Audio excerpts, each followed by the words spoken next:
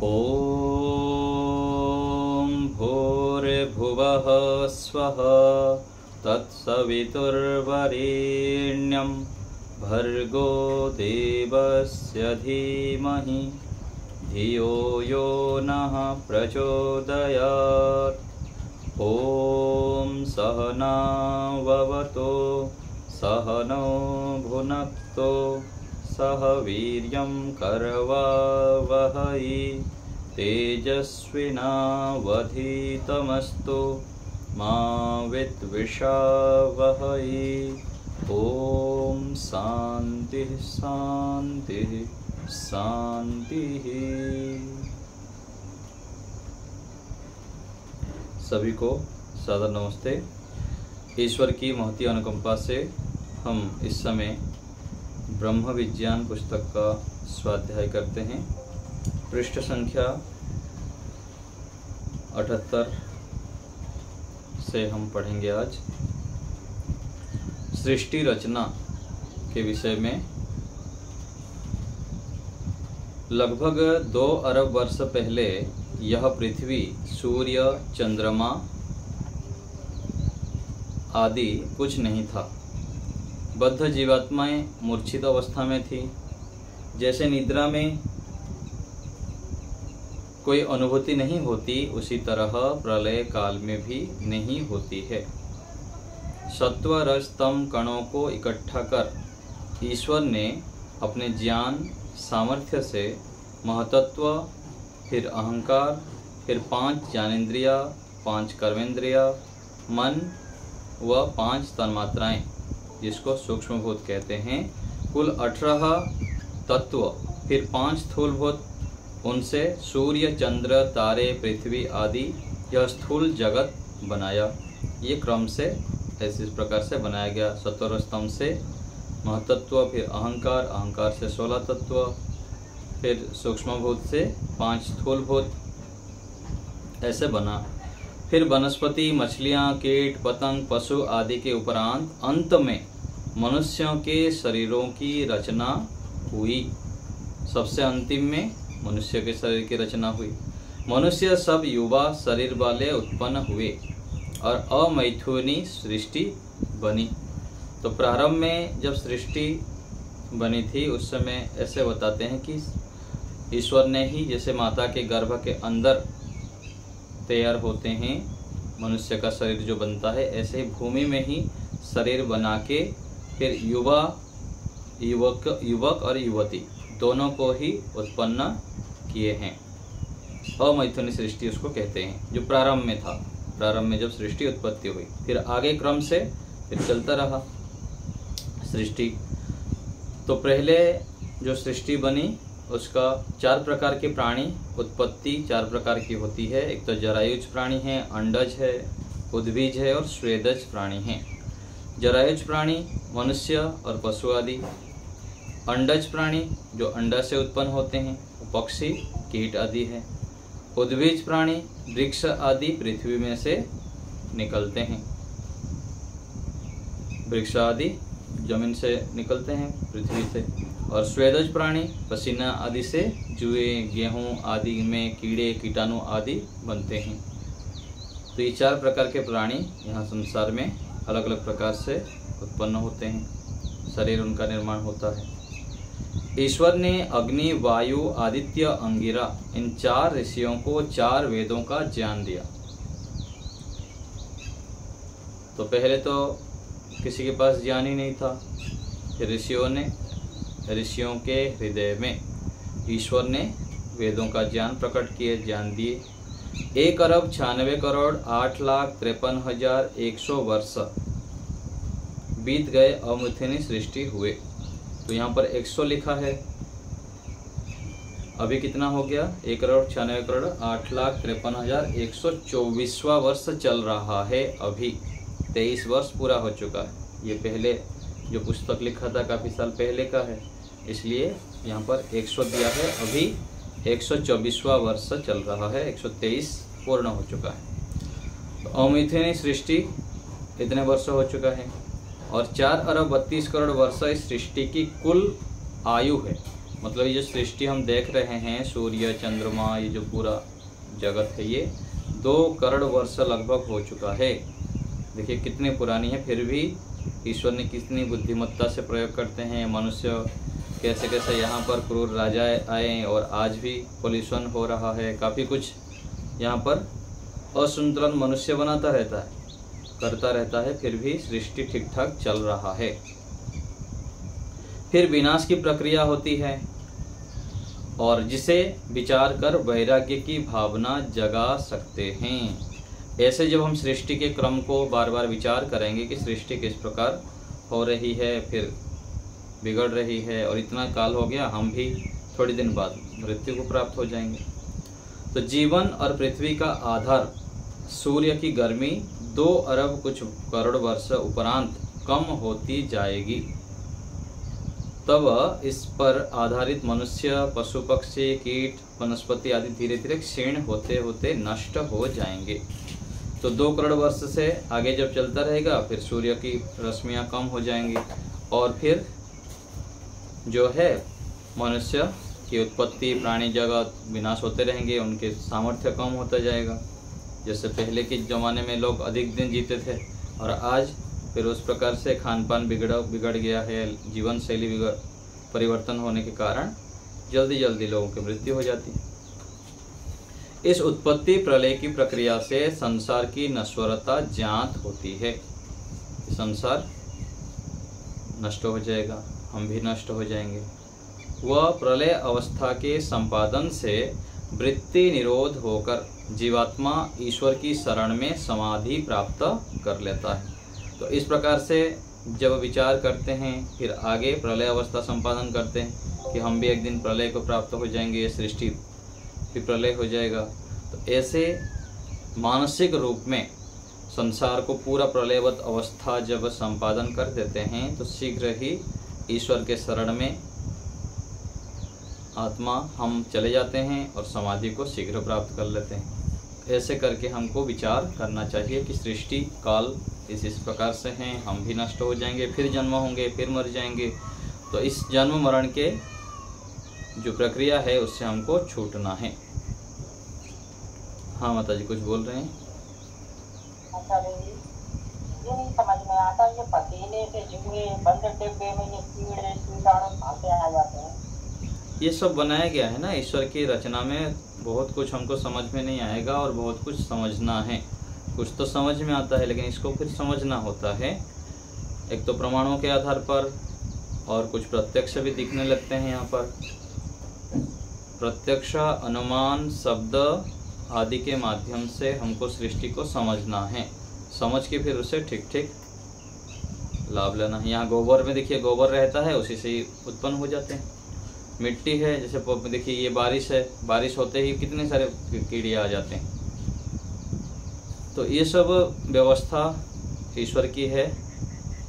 कुछ समझ में आता है, कुछ समझना हमारे बुद्धि के बस की नहीं। धीरे धीरे सामर्थ्य बढ़ाते हैं तो समझ में आता है, लेकिन जो है ये तो है ही। ठीक है। परमात्मा का ये पूरा ब्रह्मांड है, वो एक तरह से गर्भवास है, उसमें उत्पन्न होते रहते हैं और मरते रहते हैं। हाँ जी, हाँ जी। ब्रह्मांड के ऐसे तो शब्द नहीं बोलेंगे। परमात्मा के गर्भ है। परमात्मा सृष्टि में व्यवस्था सारे कर रखे हैं। यथा कुर्वम अकल्पयत, पूर्व कल्प में भी जैसे ही था अभी भी ऐसा ही है। वहाँ सारे व्यवस्था इस प्रकार से बनाए हैं। कोई जरायुज प्राणी होंगे और कुछ अंडा से उत्पन्न होंगे, कुछ उद्भिज प्राणी हैं जो वृक्ष आदि है, और स्वेदज प्राणी हैं। अलग अलग प्रकार से यहाँ पर होते रहेंगे निरंतर। जैसे पतीले से जुआ उत्पन्न हुआ, तो उसमें कुछ ऐसी व्यवस्था तो होगी ना उनकी, क्या वो जीव आते ही फिर जुआ बन जाता है वो? हाँ जी, हाँ जी, होते हैं, ऐसे होते हैं। व्यवस्था के बिना व्यवस्था नहीं होता है, व्यवस्थापक के बिना व्यवस्था यहाँ पर नहीं हो पाएगा। तो ईश्वर ने व्यवस्था कर रखे हैं। अगर उससे मिल लेंगे तब तो पता चल जाएगी कि कैसे होते हैं। ये जो आत्मा मोक्ष में चला जाता है ना, मोक्ष में जब जाएंगे तो ये सारी व्यवस्था फिर हमको जब चाहेंगे तब समझ में आ जाएगा। और दूसरा है कि और समाधि अवस्था में भी इन सब का प्रत्यक्ष करना चाहेंगे, ईश्वर की सहायता मांगेंगे और कुछ चीज़ें, फिर प्रत्यक्ष रूप में दिखेगा तब समझ में आएगा। ठीक है। वो तो आचार्य जी वैज्ञानिकों ने ये वायरस भी तो तैयार किया था, जीवाणु तैयार कर लेते हैं कुछ। हाँ, अलग अलग प्रकार से। हाँ, यहाँ पर तो इन लोग उनको दुष्टता करते हैं, दुष्टता करके लैब में अलग अलग प्रकार से बनाते हैं। हमारे शरीर, हमारे जैसे बाल वगैरह में उचित वातावरण मिल गया, धूप भी मिल गई है, नमी भी मिल गई है, गंदगी भी मिल गई, सब हो जाते हैं। हाँ, उसी प्रकार से हो जाते हैं। जहाँ पर गंदगी होते हैं अथवा तमोगुण की स्थिति बनती है ना, वहाँ पर ये प्रकट हो जाएंगे, आत्माएं वहाँ पर हो जाते हैं। ऐसे व्यवस्था बना रखे हैं, शरीर की स्थिति होने पर उन लोगों को उत्पन्न हो जाएंगे। जैसे बारिश की स्थिति होगी तो बारिश हो गए तो फिर ये उग जाएंगे, और जैसे बारिश होने पर ये लाल लाल ये आ जाते हैं ना, क्या बोलते हैं उसको, जो हाँ लाल, भगवान की लाल डोकरी। हाँ, तो इस प्रकार से अलग अलग बहुत सारे ऐसे यहाँ पर प्राणी भी दिखते हैं, अलग अलग प्रकार से बहुत सुंदर दिखते हैं। तो ये सब ईश्वर की रचनाएं हैं। बोलते हैं ना, अलग अलग जगह पर अलग अलग प्रकार से उसको नामकरण कर रखे हैं। तो आगे बढ़ते हैं। पानी के साथ में अपने आप ही समझ जाते हैं। जी जी, आगे देखते हैं संसार संबंधित व्यावहारिक ज्ञान। जब तक मनुष्य के संसार के प्रति तृष्णा समाप्त नहीं होती तब तक ईश्वर की ओर श्रद्धा नहीं होगी। ये सार गर्भित पंक्तियां यहाँ पर लिख दिए। जितना भी निचोड़ है उसका निचोड़ का सार यहाँ पर ज्ञान दे दिए कि जब तक मनुष्य की संसार के प्रति तृष्णा समाप्त नहीं होती तब तक ईश्वर के प्रति सामान्य श्रद्धा तो हो जाती है। यहाँ पर क्षणिक श्रद्धा है, थोड़े दिन के लिए श्रद्धा है, लेकिन जो विशेष श्रद्धा होनी चाहिए वो नहीं होगी। जब तक ईश्वर इस संसार को जानने देखने से तृप्त नहीं होती तब तक इससे छुटकारा भी नहीं होगा।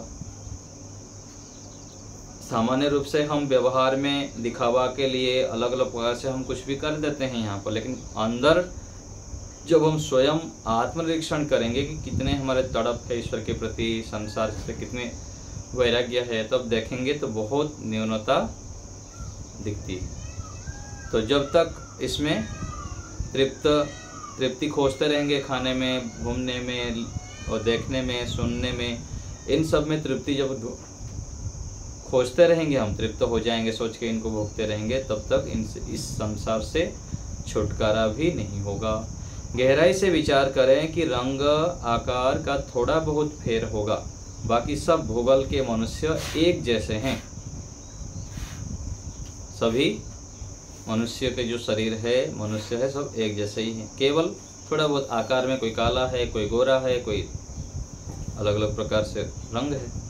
जन्म की प्रक्रिया एक समान है सभी की। उल्टे सीधे काम की आदतें एक समान है। अलग अलग मनुष्य में किसी का कुछ उलट काम है, किसी का कुछ उलट काम है, ऐसे सब ढूंढा जाएगा तो अलग अलग प्रकार से लोगों के अंदर ये भी मिलेंगे, किसी में कम, किसी में अधिक। अन्याय, शोषण, शूद्र, शत्रु, मित्र एक समान मिलेंगे। कोई अन्याय करता है, कोई शोषण करता है, कोई शत्रु किसी का बन जाता है, कोई किसी का मित्र बनता है। थोड़ा बहुत करके अलग अलग प्रक्रिया से ये सब मिलता है सभी मनुष्यों में। इसी प्रकार सब देशों में पशु पक्षी भी समान हैं। पशु पक्षियाँ भी समान हैं। समान अर्थात उसमें शरीर का आकृति अलग हो जाते हैं, लेकिन सभी एक समान ही हैं। जैसे जल, नदी, पहाड़, रेगिस्तान, नीम, पीपल, साग, पान, जंगल, वनस्पति यहाँ पर, वैसे ही यूरोप और अमेरिका में भी है। इस प्रकार विचारने से दुनिया को देखने की लालसा समाप्त हो जाएगी। एक योगी को कुटिया में बैठे बैठे अनुमान प्रमाण से संसार को जानने की इच्छा पूर्ण हो जाती है। तो मान लीजिए इस प्रकार से हम जब विचार करेंगे कि सभी समान हैं, जहाँ भी जाओ, जितना भी घूम लो, कहीं भी कुछ देख लो, सब समान ही है, थोड़ा बहुत केवल परिवर्तन है। तो इस प्रकार विचार करने पर दुनिया को देखने की लालसा समाप्त हो जाएगी, घूमने फिरने की इच्छा समाप्त हो जाएगी। और जब वैराग्य हो जाता है, एक योगी व्यक्ति कुटिया में बैठकर साधना जब करता है तो अनुमान प्रमाण से संसार को जानने की इच्छा पूर्ण हो जाती है, कहीं घूमने की इच्छा नहीं रहती। वैराग्य होने से पहले तो घूमने फिरने की इच्छा रहती है, चलो यहाँ देख लेते हैं, वहाँ घूम के आते हैं। लेकिन विशेष जब वैराग्य से युक्त हो जाता है, ईश्वर की आनंद मिलने लग जाता है, ज्ञान शुद्ध हो जाता है, फिर वो एकांत में रहना अधिक उसको अच्छा लगता है। पदार्थ अपना स्वभाव छोड़ता नहीं है। कोई वस्तु आकस्मिक है ही नहीं, कोई ऑटोमेटिक अथवा आकस्मिक कोई वस्तु बन गया हो ऐसा नहीं है। जो वस्तु संघात रूप अवयव वाली है, जोड़कर बनी है और वह अवश्य कभी बनी है। जैसे कपड़ा, घड़ा आदि संघात से बना हुआ है, ऐसे ही कोई भी वस्तु हम संसार में देखेंगे तो वो सब संघात से ही बनी हुई है और नष्ट भी हो जाएगी। पृथ्वी संघात से बनी है तो वह जरूर टूटेगी, जिसने बनाई है वह तोड़ेगा। ये सब नाशवान चीजें हैं। तो यहाँ पर पृथ्वी से लेकर शरीर से लेकर जितने भी पदार्थ हैं वह सब नष्ट होने वाले हैं और वह जो बनाया है वो तोड़ भी देगा। यहाँ जैसे मनुष्य होते हैं ना, घर बना देते हैं, पुराने होने पर फिर तोड़ देते हैं। तो ये अनुमान से योगी व्यक्ति सब बुद्धि में ले आता है कि सभी पदार्थ है नश्वर है, ईश्वर ने बनाए हैं अथवा मनुष्य ने बनाए, फिर टूट जाएगा। तो ऐसे जब मानसिक रूप में उसको ले आता है योगी व्यक्ति, तब वैराग्य हो जाता है, ईश्वर में अत्यंत प्रीति हो जाती है। आगे है पदार्थ जो ईश्वर जीव प्रकृति स्वरूप से अनादि हैं। यह संसार और जीवों के कर्म प्रभाव से अनादि हैं। ये कभी समाप्त नहीं होते हैं।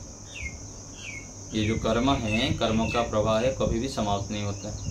मोक्ष जो गया तो वहाँ पर तो कर्म के फल स्वरूप मिला, फिर मोक्ष से आने के बाद जो पीछे कर्म बचा हुआ था उसके आधार पर फिर मिल जाते हैं, तो ये समाप्त नहीं होते हैं। और यह जगत और जगत के पदार्थ रचना से आदि अंत वाले हैं, बनते और बिगड़ते रहते हैं। तो ये जगत में जितने ही पदार्थ हैं वो उत्पन्न होते हैं फिर बिगड़ जाते हैं, ये चलता ही रहता है। किसी का आदि हो गया फिर बिगड़ गया, फिर उत्पन्न हुआ फिर बिगड़ गया। पाप पुण्य तुल्य होने पर मनुष्य जीवन मिलता है। पाप अधिक होने पर क्या होता है? पशु पक्षी कीट पतंग मिलता है। फिर पाप पुण्य यदि सम हो गया, पाप 50 किए पुण्य 50 किए हैं तो मनुष्य शरीर मिल जाएगा। यदि पाप 50 से अधिक हो गया तो फिर नीचे खिसका देंगे, ईश्वर नीचे गिरा देंगे, पशु पक्षी योनि में दे देंगे। संस्कारों के नष्ट दग्धबीज कर देने पर आत्मा शुद्ध होकर मुक्ति में जाता है। तो जो संस्कार है, संस्कार अर्थात जो अशुभ संस्कार है, अविद्या जनित संस्कार है, उसको जब नष्ट कर लेता है फिर शुद्ध हो जाता है और मुक्ति में चला जाता है। यहाँ भी हम देखते हैं व्यक्ति शुद्ध कर्म करता है और अशुद्ध कर्म करता है, शुद्ध खान पान करता है, अशुद्ध खान पान करता है, शुद्धता से रहता है, अशुद्धता से रहता है। वस्त्र, खान पान जहाँ रहता है, परिवेश कोई अशुद्ध रखता है और कई शुद्ध करता है। तो धीरे धीरे शुद्धता की मात्रा बढ़ती रहती है। और यहाँ भी शुद्धता में दो प्रकार के होते हैं। और कोई यहाँ पर ऐसे होता है कि बाह्य शुद्धि के ऊपर अधिक बोल देता है, शरीर, वस्त्र, पात्र, खान पान को बहुत शुद्ध रखेगा, पूरा हाइजेनिक में जिएंगे। जैसे शहर में रहते हैं ना, पूरा देखेंगे उनका जो वस्त्र है, खान पान भी चलो ले भी लेते हैं, और जो रहने का है बहुत पूरा हाइजेनिक में रहेंगे। लेकिन आंतरिक शुद्धि की ओर जाएंगे तो मन बुद्धि न व्यायाम करना, ध्यान करना, यज्ञ करना, ये नहीं होगा। तो बाह्य शुद्धि से अधिक जो आवश्यक है वह है आंतरिक शुद्धि, मन बुद्धि आदि को शुद्ध करना। तो आगे चलकर फिर धीरे धीरे शुद्धता को बढ़ाते बढ़ाते बढ़ाते फिर क्लेशों को दग्धविज करना, अज्ञान को हटाना, उसकी ओर चलना पड़ता है। फिर शुद्ध ज्ञान, शुद्ध कर्म, शुद्ध उपासना से मुक्ति मिलती है। ज्ञान भी शुद्ध करना है, कर्म भी और फिर उपासना, तीनों शुद्ध हो जाने पर मोक्ष, यहाँ फिर जन्म नहीं होता है। सृष्टि का अत्यंत उच्छेद कभी नहीं होता। यहाँ सृष्टि जितने तक काल है उतने काल तक तो रहेगा, फिर नष्ट हो जाता है। तो जितने काल तक रहता है वहाँ पर कोई बीच में कोई टूट फूट अथवा पूरा नष्ट नहीं होता है। 4 अरब 32 करोड़ वर्ष तक तो रहता ही है। बद्ध जीव प्रलय में बेहोश मूर्छित दशा में रहते हैं। मुक्त जीव ईश्वर के सानिध्य में ज्ञान के आनंद में रहते हैं। सृष्टि का जो प्रलय हो जाता है, सृष्टि नहीं रहता है। जीवात्माएं जितने यहाँ पर हैं, करोड़ों अरबों पूरा असंख्य जितने भी आत्माएं हैं, वो तो पड़े रहते हैं मूर्छित होके। और जो मुक्त आत्मा है ईश्वर के आनंद में मस्त रहते हैं, उन लोग कभी भी दुखी नहीं होते हैं वहाँ पर। तो ये मुक्त आत्मा और बद्ध आत्मा की स्थिति है। हाँ, सुदेशना माता जी बोलिए। ये ईश्वर दिव्य प्रकृति स्वरूप से अनादि पदार्थ हैं, ये कभी नहीं बदलते हैं। ये संसार और जीवों के कर्म प्रवाह से अनादि है, इसको पूरा समझा दीजिए। हाँ, स्वरूप से अर्थात ये कभी भी उनकी उत्पत्ति नहीं होती है। स्वरूप से मतलब वो स्वरूप से ही जैसा है वैसा ही रहते हैं। उनकी उत्पत्ति अर्थात आदि, ठीक है ना। अनादि अर्थात उत्पन्न होना, प्रारंभ होना। तो मूल जो प्रकृति है उसमें भी कोई प्रारंभ नहीं होता है। और जीवात्मा है, ईश्वर है, वो कभी भी उनकी उत्पत्ति नहीं होती है, इसलिए स्वरूप से ही वो अनादि है। और प्रवाह से अनादि अर्थात जो क्रम है, यहाँ पर आत्माएं हम हैं, कर्म कर रहे हैं, कर्म के फलस्वरूप क्या होगा, मोक्ष मिल जाएंगे। तो मोक्ष होने के बाद क्या होगा, फिर ईश्वर के आनंद में चले गए, फिर से आके फिर से प्रवाह से फिर से कर्म करने लग जाएंगे। तो ऐसे यहाँ जितना कर्म कर रहे हैं, हम मर गए, फिर से उत्पन्न हुए, जन्म लिए, फिर वो कर्म चलता ही रहेगा साथ साथ। इसको प्रवाह से अनादि कहते हैं। तो इसको ऐसे समझेंगे, सृष्टि प्रारंभ से प्रलय तक जो जन्म मृत्यु होता है, इसको हम समझेंगे। तो कर्म के फल पर जन्म होता है, फिर मरता है, फिर जन्म होता है। हाँ जी, हाँ जी, जन्म होता है। फिर मान लीजिए सृष्टि के प्रारंभ से अंत तक जन्म लेते लेते फिर मोक्ष प्राप्त कर लिया। मोक्ष प्राप्त करने के बाद फिर से जो मोक्ष से आता है, फिर से कर्म शुरू हो जाता है ना। कर्म का प्रवाह निरंतर चलता रहता है, कोई उसमें ये नहीं होता है, छूट नहीं होता है। और जो ईश्वर जी प्रकृति है, ये तो इनका तो आदि है ही नहीं। कर्म का तो आदि हो रहा है, मतलब जैसे जन्म मिल गया तो वहाँ पर ब्रेक हो गया, मोक्ष मिल गया, तो फिर से जब आता है फिर से शुरू हो जा रहा है ना। तो ऐसे करके समझेंगे, ये प्रवाह से है। धन्यवाद। कमलेश माता जी बोलिए। माता जी, जैसे ये बोला संस्कारों के गतिविधि कर देने पर आत्मा शुद्ध होकर मुक्ति में जाता है। तो कर्म संस्कारों को उसने गतिविधि कर दिया तो कर्माशय नष्ट हो गया। तो कर्माशय नष्ट होकर के जब मुक्ति में चला गया, ठीक है। तो अब जब वहाँ से लौट के आएगा तो फिर कर्मा के आधार पर जन्म लिया, कर्माशय तो नष्ट हो चुका। कर्माशय मतलब वहाँ पर ये समझना है कि जो शुभ अशुभ कर्म चल रहा था ना, तो अशुभ कर्माशय वहाँ नष्ट हो जाता है। अशुभ कर्माशय नष्ट हो गया मतलब जो आगे कर रहा था ना कर्म, वो नष्ट हो जाता है। पिछले जो किया हुआ है वो तो है ही, स्टॉक पड़ा हुआ है ना। अच्छा, वो पड़ा हाँ, वो तो पड़ा ही रहेगा। उसको इसको आपको स्पष्ट रूप से समझना है कि पूरा नष्ट नहीं होता है। कर्माशय नष्ट मतलब इतना ही वहाँ पर समझना है कि आगे वो गलत काम नहीं कर रहा है। जब शुद्ध हो गया वहाँ पर ब्रेक हो गया, फिर वहाँ पर मोक्ष की ओर उसकी हो जाएगा। पीछे जो किया हुआ है वो तो नष्ट नहीं हुआ है, ठीक है ना। इतना कर्माशय नष्ट मतलब इतना ही समझना है। ठीक। और प्रश्न आता है। हाँ जी, जैसे ये आत्माएं अनित्य आत्मा ये सब जगह तो रहती होंगी ना, कोई ऐसा थोड़ी होगा कि कहीं नहीं है। जैसे बंद डिब्बा है एयर टाइट, उसमें मैंने कुछ सब डाले रखी तो उसमें कीड़ा उत्पन्न हो गए अंदर। ये आत्माएं तो सब उसके अंदर भी है ना, ठीक है। तभी तो कीड़ा उत्पन्न होगा उसमें। हाँ, आत्माएं तो देखिए, आत्मा को इसमें आया ना फिर जैसे बोलते हैं ना शरीर के किस भाग से जाता है निकल के, तो उसका तो कोई आकार नहीं है ना, किसी डब्बे के अंदर से जाएगा, सूक्ष्म होने से कहीं भी वहां पर उत्पन्न हो सकता है वो। तो वहाँ रह भी सकता हाँ है, हाँ हाँ, क्यों कुछ भी हो आ भी सकता है, जा भी सकता है, कुछ भी कर सकता है वो, क्योंकि आकार नहीं है ना। हाँ, इसलिए कहीं भी डिब्बे के अंदर वो रह सकते हैं, उसमें कोई भी फर्क नहीं पड़ता। डब्बे बंद के अंदर ही कीड़ा हो जाते हैं, और जितना भी आप क्लोज करके रखे वहां पर तो हो ही जाएंगे। ठीक है, तो ये निराकार होने से, सब जगह रहती है ना। हाँ जी हाँ जी, आत्माएं जो अंतर्य आत्मा, जी जी जी, कहीं भी रहते हैं और कहीं भी उत्पन्न हो सकते हैं। हाँ, कुसुम माता जी बोलिए। अच्छा जी, कर्म प्रवाह से अनादि है, तो इसमें दत्तात्रेय जी तो उस समय कर्म बंद हो जाते हैं उनके। हाँ, वहाँ बंद हो गए, फिर से आएंगे तो फिर से चालू हो जाएंगे ना। फिर जब सृष्टि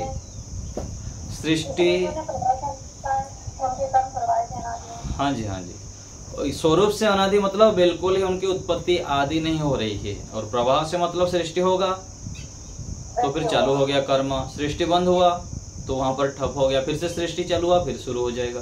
मोक्ष में गया, हाँ मोक्ष में गया तो वहां कर्म बंद हो गया, ये कर्म फिर मोक्ष से आया, फिर से शुरू हो गया, तो ऐसे प्रवाह से चलता ही रहता है।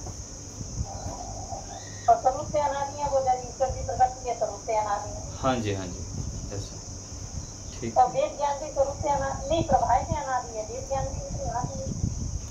ज्ञान भी ऐसे ही होगा ना, प्रवाह से अनादि होगा ना। जब सृष्टि होंगे, मनुष्य उत्पन्न होंगे, फिर वेद ज्ञान दे देते हैं ईश्वर। फिर ईश्वर में चला जाता है वो ज्ञान। हाँ जी हाँ जी, ऐसा ही होगा। ठीक है, पूजा जी बताइए। चलो ठीक है, आपने जो बताया कि मोक्ष से आने पर कर्म रहता है, वो कौन सा कर्म रहता है? ये जो सकाम कर्म होता है ना, शुभ अशुभ और मिश्रित, ये सकाम कर्म में आते हैं। और निष्काम कर्म में क्या होता है, शुभ ना अशुभ और मिश्रित, ये तीनों से ऊपर हो जाता है निष्काम कर्म। ठीक है ना। और शुभ कर्म भी दो होता है, सकाम शुभ कर्म है, और ये तो शुभ कर्म से आगे जो आगे करता है तो फिर निष्काम ही हो जाता है। ठीक है ना। तो ये जो सकाम कर्म क्या है ना, सकाम कर्म जो है उसका जो फल है, निष्काम कर्म के फलस्वरूप तो मोक्ष मिलता है।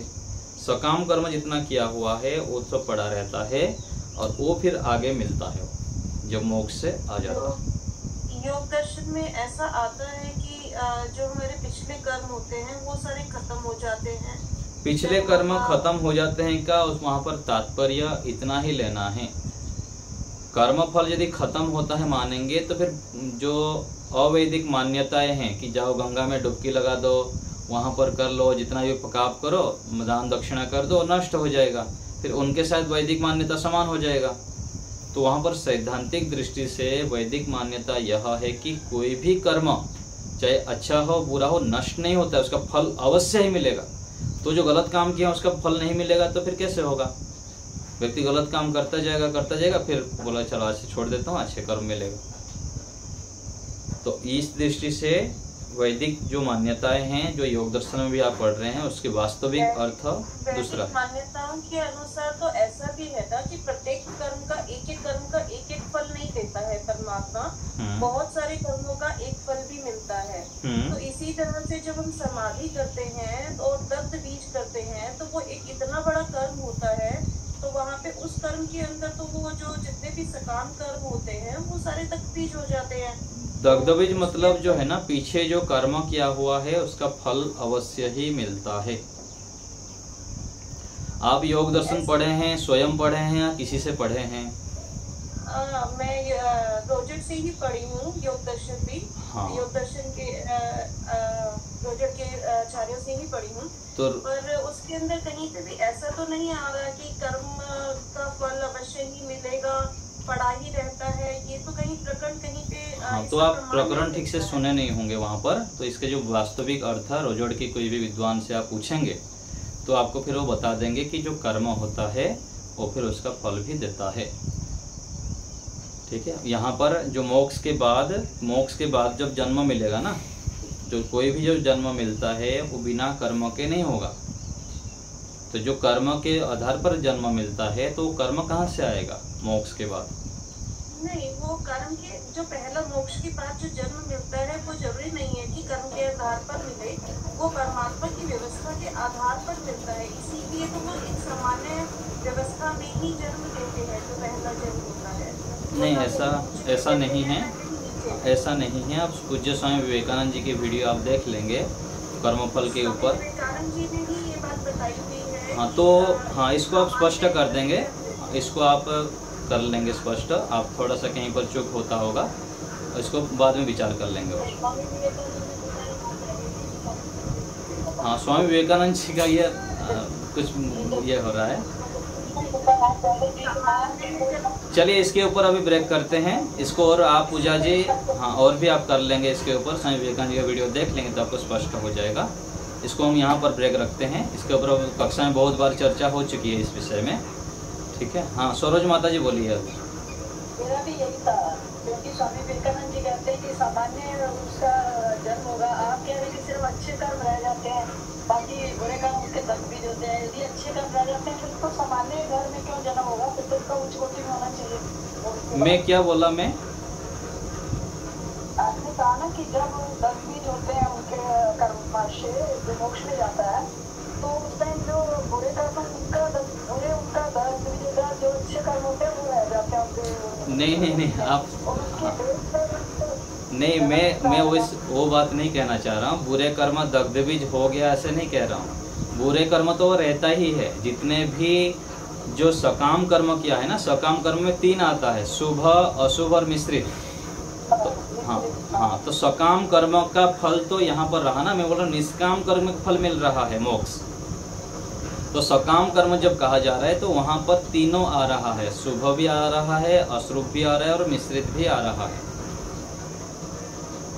ठीक है ना।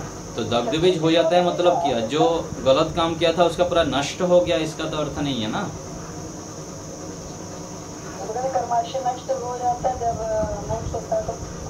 नष्ट हो जाते हैं मतलब यही तो मैं कहना चाह रहा हूँ। नष्ट का मतलब यह है कि जो आगे कर्म कर रहा है ना वो नहीं करेगा। और जब नष्ट हो गया तो उसके बाद भी तो जीवन रहता है ना कि वहाँ पर वो मर जाता है। नहीं आएगा, जहाँ है वो वहीं पे रह जाएगा। फिर उसका जन्म होगा, फिर वो निम्न जाति में क्यों करते हैं, ये नहीं समझ आता। वहाँ पर ऐसा होता है ना कि पहले से जो शुभ अशुभ कर्म था उसके आधार पर जो सामान्य परिवार में भी जन्म मिलेगा। सामान्य परिवार में भी तो बहुत सारे कैटेगरीज है ना। सामान्य परिवार में भी जन्म होता है, वहाँ पर भी अलग अलग प्रकार से है कि एक मजदूर का घर है, अथवा मजदूर के घर में भी अलग अलग प्रकार के ये है, उसके आधार पर वहाँ पर दिया जाता है। सामान्य में देने के बाद जो कर्म है फिर उसको अलग अलग उसके मेहनत के हिसाब से समय समय पर फिर उसका कर्म का फल देते रहते हैं। क्योंकि कोई भी जो माता पिता होते हैं यहाँ पर संतान को, चाहे उसके अंदर जितने भी योग्यता हो, योग्यता के आधार पर पहले उसको ट्रायल के लिए देते हैं कि भाई इतना रुपया ले तो अपना काम धंधा शुरू कर।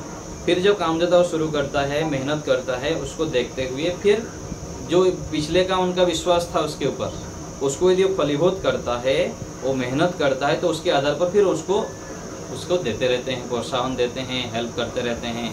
तो ऐसे ही ईश्वर भी करते हैं।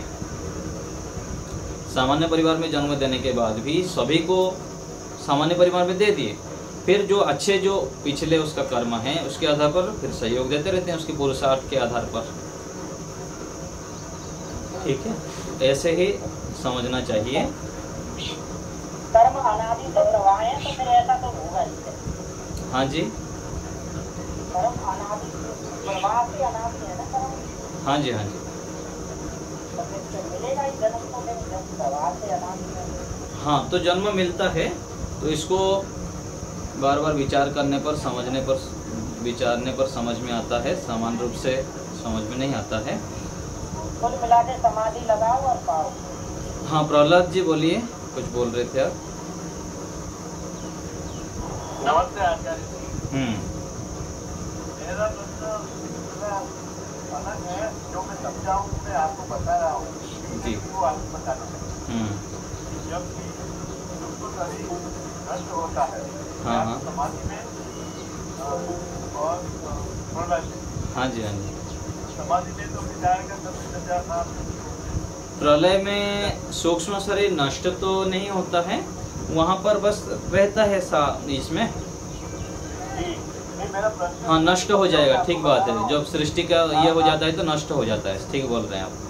आप बताइए मैं सही समझाऊं या नहीं? हाँ ठीक है, सही बोल रहे हैं आप। तो प्रलय में जो नष्ट हो जाता है, हाँ जी, इस प्रलय से जब परमेश्वर नई सृष्टि बनाते हैं और हर एक को शरीर देते हैं, तो वही का वही हमारा आता है कि कुछ नया देते हैं? वो तो ईश्वर ही जानते हैं, वही देंगे। नहीं, वही तो नहीं रहेगा, बस चेंज तो कर ही देंगे ना। आचार्य नहीं, मेरी बात में मेरा थोड़ा बाकी है क्योंकि आगे जो कर्म हमारे बाकी रहे हैं और वो में रहते हैं, आत्मा को मालूम होता है लेकिन आत्मा में नहीं रहते, इसके हिसाब से नया जन्म मिलता है, शरीर मिलता है, तो वो तो वही होना चाहिए, ऐसा नहीं समझता। हाँ, ऐसे भी हो सकता है, वही होगा, क्योंकि उसमें मन में वही छाप रहता है, तो वही उसी प्रकार से ही दे देंगे। क्योंकि जैसे ज्ञान, वेद ज्ञान देते हैं ना, वही ज्ञान देते हैं, तो सूक्ष्म शरीर भी वही रहेंगे। वो कहता है कि वो तो उसका जो भी संस्कार है वैसा ही करेगा। हाँ जी, हाँ जी, संस्कार वाला जो शरीर है वो तो बिल्कुल बिल्कुल वैसा ही रहेगा। हाँ, ये ठीक है। तो जो दूसरी 24 शक्तियाँ हैं, इसके आधार पर ईश्वर की सहायता से बोध करता है। हाँ जी, हाँ जी, जी ऐसा ही है। ठीक है, वैसा ही रहेगा जी। कुसुम माता जी बोलिए। शरीर की बात करिए ना, थोड़ा हाँ शरीर प्रलय के समय में प्रकृति में विलीन हो जाता होगा। हाँ जी, जी जी। प्रकृति में जितने भी ये सूक्ष्म शरीर है तो प्रकृति से ही बना हुआ है ना, इसलिए प्रकृति ही में मिल जाएगा। फिर सृष्टि बनेंगे तो सभी आत्माओं को फिर सूक्ष्म शरीर के साथ देंगे, फिर अपने अपने कर्म जो था उसके आधार पर फिर यहाँ पर फल देने लगे। हाँ जी,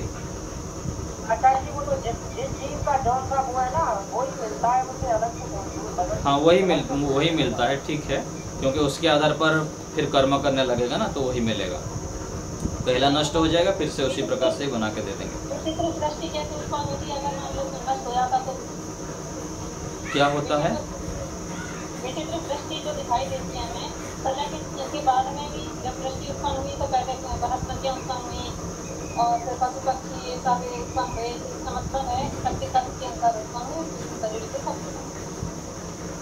हाँ, जैसे ये था ना, यथा पूर्वम बोल रहे हैं ना, कि जिस प्रकार से पहले था, अभी जैसे पेड़ पौधे सूर्य आदि बनाए हैं उसी प्रकार से ही बनाएंगे सारे, तो सूक्ष्म शरीर भी उसी प्रकार से ही मिलेगा। ठीक है, प्रतिमा माता जी बोलिए। आचार्य जी, हाँ जी, जब शरीर प्रलय में नष्ट हो जाएगा तो उसके कर्म भी सारे नष्ट तो हो गए। कर्म नष्ट नहीं होते हैं, आत्मा के साथ रहते हैं वो सारा संस्कार के रूप में ना, वो आत्मा में रहेंगे, सूक्ष्म शरीर नष्ट हो जाएगा। हाँ जी, हाँ जी, सूक्ष्म शरीर प्रकृति से बना हुआ है ना, इसलिए नष्ट हो जाता है। प्रकृति नष्ट होने के बाद सूक्ष्म शरीर भी नष्ट हो जाता है। परमात्मा के ध्यान में तो रहता है पूरा। हाँ राजमाता जी बोलिए। तो कर्म अभी पड़े रहेंगे। हाँ जी, हाँ जी, कर्म वैसा ही रहता है, कर्म वैसे ही रहेंगे। फिर से जब सृष्टि प्रारंभ हो जाएंगे, जिसका जैसे कर्म था उसके आधार पर फिर शुरू हो जाएगा। जहाँ से उसी प्रकार से ईश्वर को पता है किस जगह पर किसको जन्म देना है, उस अनुकूल स्थान पर फिर जन्म दे के फिर वहाँ से उनका कर्म शुरू हो जाएगा। जब उसकी मुक्ति होती है तो उसके उसका शुद्ध ज्ञान, शुद्ध कर्म, शुद्ध उपासना, जब उसकी मुक्ति होती है तो उसके इतने कर्म इतने शुद्ध हो जाते हैं, तभी उसकी होती है। उसके सकाम कर्म से ज्यादा हो जाते होंगे ना निष्काम कर्म। हाँ, निष्काम कर्म अधिक हो जाएगा ना जिंदगी भर। देखिए, एक जन्म का केवल कर्म नहीं होता है ना, बहुत जन्मों से व्यक्ति कितने सारे अच्छे कार्य भी करता है।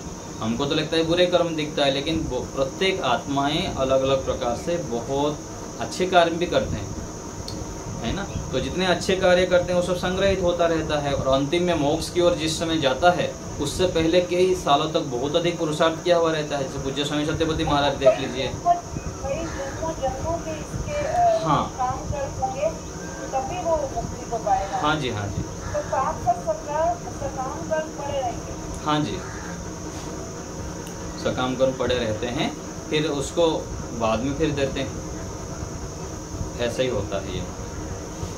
तो इसी जीवन में भी हम जब देखते हैं ना, ऋषि दयानंद जी को देखते हैं और भी स्वयं सत्यवती महाराज जी को देखते हैं, कितने सालों तक इन लोग, ऋषि दयानंद जी तो चलो पूर्व जन्म का उनका बहुत ये था, कर्म बहुत उच्च श्रेणी का था, तो यहाँ पर देखिए कम समय में बहुत उत्कृष्ट ये कर लिए, ज्ञान बल आनंद प्राप्त करके अपना कम समय बहुत बड़ा कार्य कर लिए। और स्वयं सत्यवती महाराज जी भी देखेंगे तो मुसलमान परिवार में जन्म हुए, फिर यहाँ पर भी कितने साल तक लगभग कार्य किए, 50-60 साल तक प्रचार प्रसार और काफ़ी ईश्वर के प्रति समर्पण, ईश्वर भक्ति आदि काफ़ी की। तो ये निष्काम कर्मों के फलस्वरूप फिर आगे मोक्ष की योग्यता बनती है। उन्हें तो 19 साल की उम्र में हुआ था, 47। हाँ जी, निर्मला माता जी बोलिए।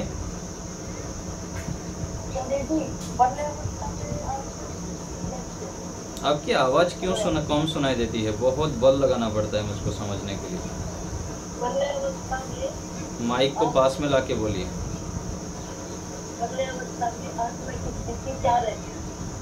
प्रलय अवस्था में मूर्छित ही रहेंगे आत्माएं, जैसे यहाँ पर किसी को मूर्छा का इंजेक्शन दे दिया जाता है तो पड़ा रहता है, ऐसे ही मूर्छित रहेगा, वहाँ पर पड़ा ही रहेगा। हाँ, सुदेशना माता जी बोलिए। आचार्य जी, जिसका पंच क्लेश नष्ट हो जाता है और संस्कार दग्ध हो जाता है, उसको मोक्ष मिल जाता है ना? हाँ जी।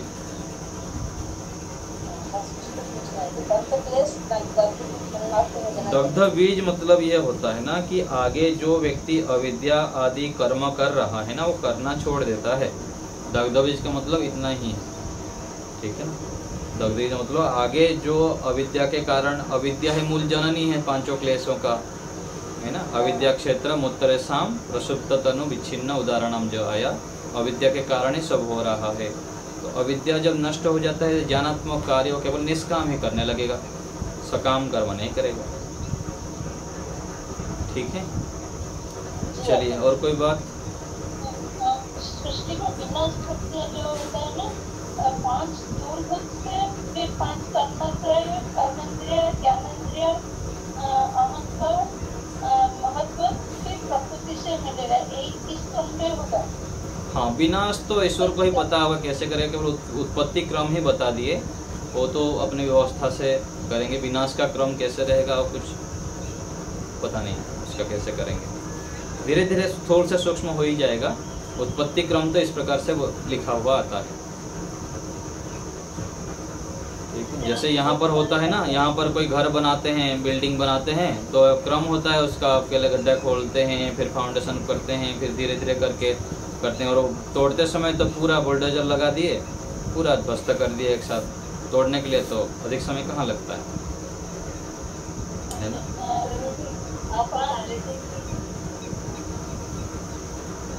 5 ज्ञानेंद्रिय और 5 कर्मेंद्रिय कहाँ पे नहीं आता है? उसमें जब सुना है जो वीडियो उसमें, और 5 स्थूल बुद्धि से कर्मेंद्रिय, फिर आगे यहाँ पर लिखा हुआ है ना, यहाँ पर लिखा हुआ पढ़े नहीं क्या? यहाँ क्रम से तो दे दिया। हाँ, विनाश का प्रक्रिया छोड़ दीजिए, केवल उत्पत्ति प्रक्रिया को देखिए, विनाश तो पूरा टूट ही जाएगा। ठीक है, उत्पत्ति का प्रक्रिया ही इस प्रकार से यहाँ दिया है। विनाश का प्रक्रिया कहाँ पर पढ़े हैं आप?